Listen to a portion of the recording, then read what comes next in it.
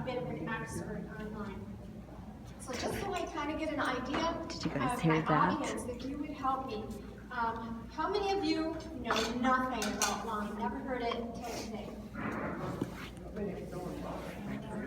Okay, I heard a little bit, but not much. How about anybody had an acute case of Lyme? I'm sick and I know it, they treated me right away. Anybody had Lyme like that? No. Okay. No, it's not How true. about anybody who had Lyme, has Lyme, I'm continuing to deal with Lyme? Okay. How about, I haven't had it myself, but a family member or friend has had it? Okay. All right. How many know what a black-legged tick is? All right. And then, how about if you had to say you're here today because I'm really interested in how to prevent Lyme disease, would you raise your hand? Really interested in prevention. Okay. How about I'm really interested in how you deal with Lyme disease today? You'd be more interested in that. Okay. So obviously we're going to be here till about 5 o'clock. I'm low tech, so I'm going to try to handle these different technologies as we go. Some of it I'll go through more quickly than others because I have a lot to cover, and this is a huge soapbox of mine, so I could go on and on for a long time. So I'll try to stay on track, and to help me do that, again, as was stated, if you would please be sure to hold your questions until afterward. That would be a big help to me.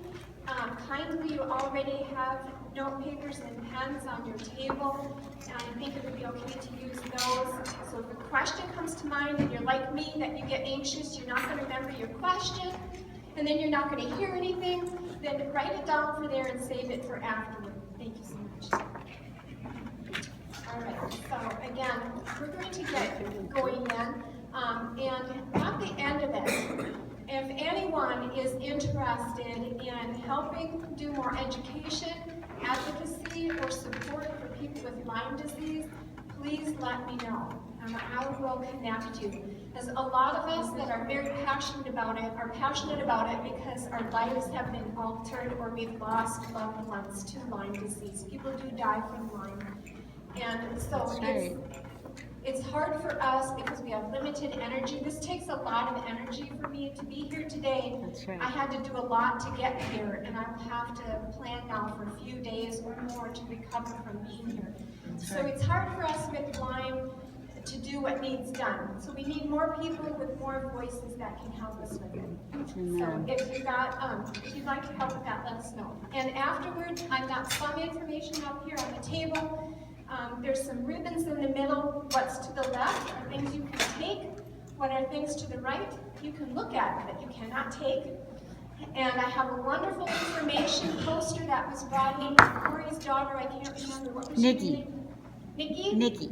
Nikki. So afterward, if Nikki is still here, maybe Nikki would come up by her poster. So if anyone has any questions, you can ask Nikki about the information that she has here. So I'm fortunate to have that with me today. All right. Again, I'm experienced. I'm about 5 years into treatment now. I went from doctor to doctor to doctor. Everybody offered me antidepressants without an explanation, and your lab work is fine, and yet I was dying. And I would lie down and say my prayer, literally, and just say, I don't think I'm going to wake up, Lord. Thank you for watching over my family.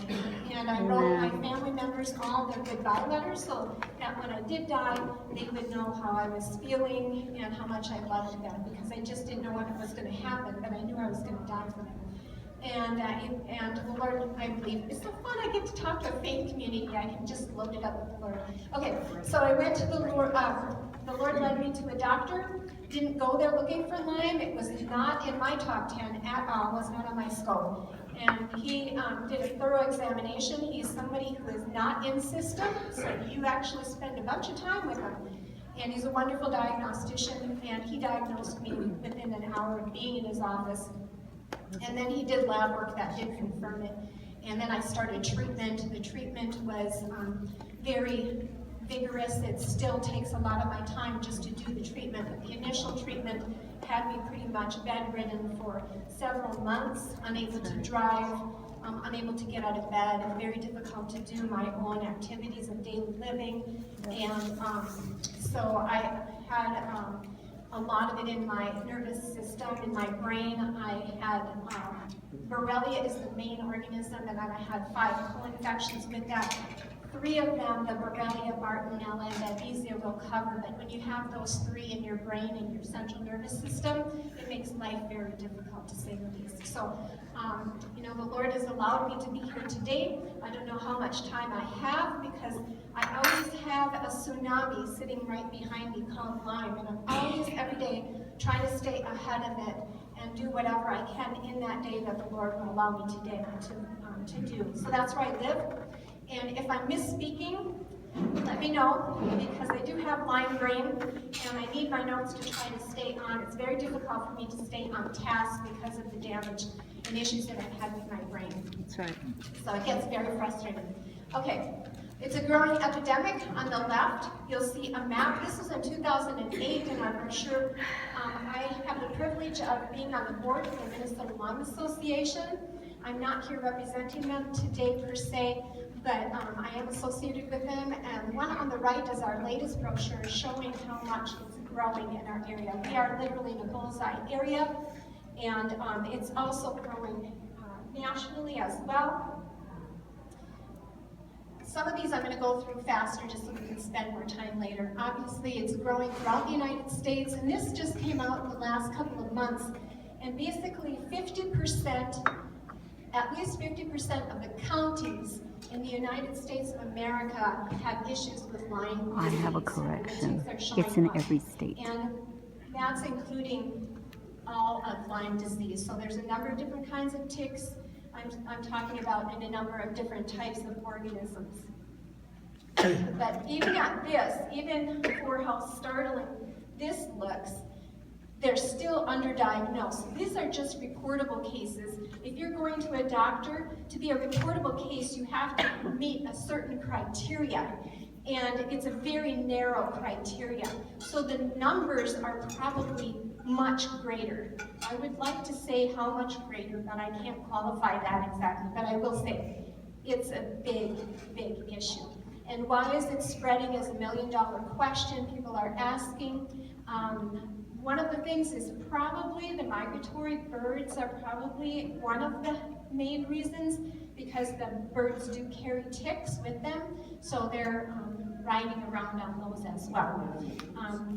If you've been in the Lyme world at all, there just frankly is political issues that are going on in the Lyme world as well, and I'm not going to get into them today, but if another time you want to have that discussion with me, you can let me know.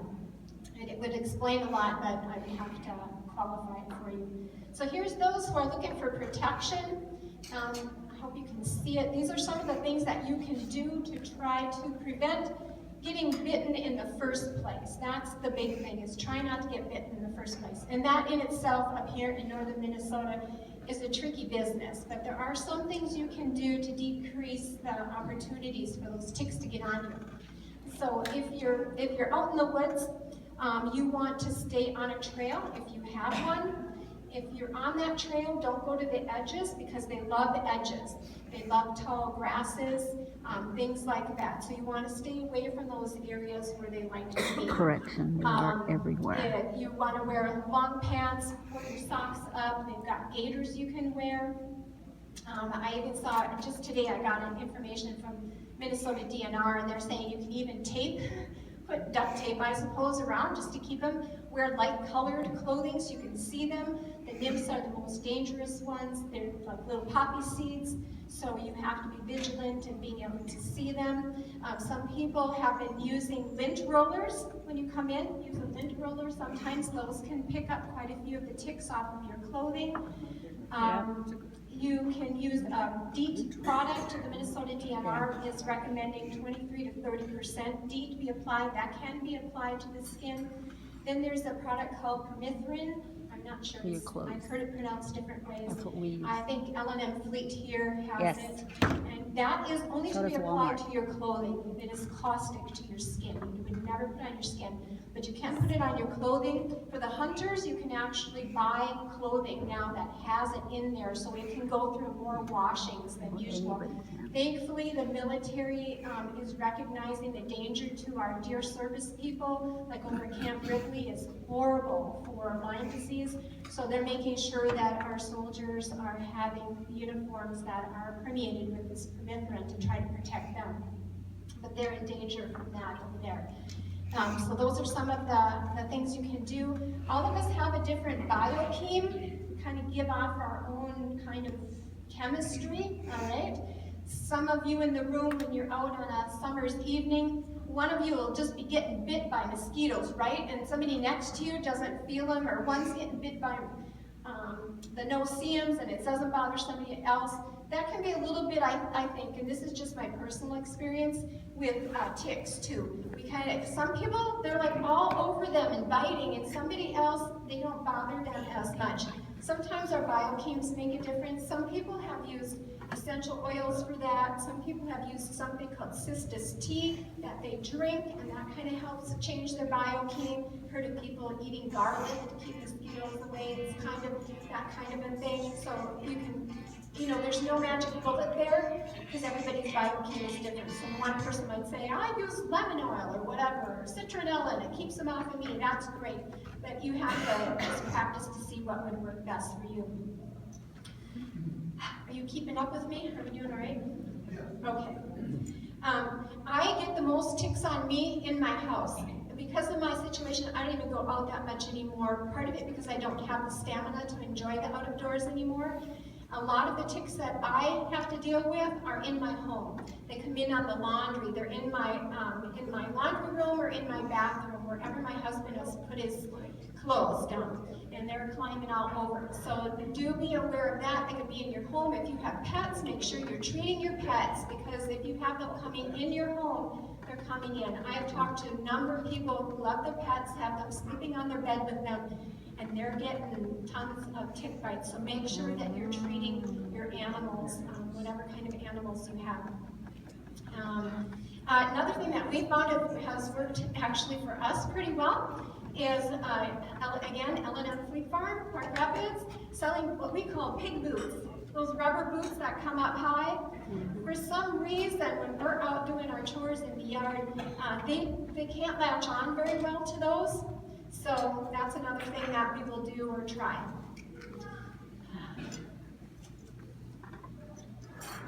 Just make sure. Oh, and I'm pleased to find out you're going to have Dr. Opitz here next month. Please come out, bring your friends. That will be awesome. She's a very good resource, and she is also a very good resource in your area when it comes to Lyme disease. So come with questions for her. She can tell you about something called Lyme nosode drops. And she has them available at her, through her clinic, and it is something that can help. I think it's called, it's supposed to help make you more resistant to pathogens. And again, I don't know if it's a biochem or how it works, but it is something that she has that if you are out exposed a lot, it's something you might want to consider using. So the other big thing is, if you do get a tick on you, is to make sure that you're careful in how you're removing the tick. You're especially paying attention to black-legged ticks. You might have heard them called deer ticks, but the proper way is to call them black-legged ticks. And as you can see, they're particularly made to latch on well. I don't know the tick parts well, but the little mouthpiece there has the little sawed edges. So, okay, any of you worked with heavy equipment? I know there's some kind of heavy equipment out there where the thing gets on the ground and then the middle thing bores in. That's what this happens. The mouthpieces open up and then it bores in and then it opens up and goes deeper and deeper. And as you can see, it's hard to come back out because you have all those razored edges. So if you do have a tick on you, you want to get it off as soon as possible. You don't want to grab the thing and squeeze the abdomen, because then you're just shooting organisms into your body. So you want to carefully take an instrument like a tweezer, that's kind of a long-nosed tweezer, and get it as close to the skin and under the mouthpiece as possible and pop it up. okay? But you don't want to squeeze it. And then make sure you dispose of that thing carefully and wash your hands, please, after. My husband used to always love to grab it and squeeze it and then kill it, thinking he's doing this wonderful thing. And I'm freaking out because now you've got all that bacteria.